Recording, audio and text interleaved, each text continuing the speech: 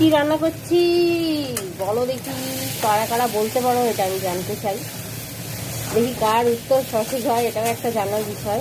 মাছ, এটা এটুকু হিন্ট দিলাম, এটা একটা মাছ।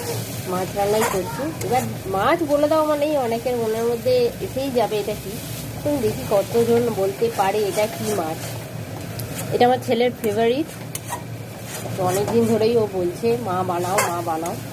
আর সত্যি বলতে এই মাছের রেসিপি বানাতে বেশি সময় লাগে না, কিন্তু রান্নাটা করতে অনেকটাই সময় লাগে, অনেকটাই কষ্ট লাগে, হাতের একটা কাজ, এটা একটা ব্যাপার।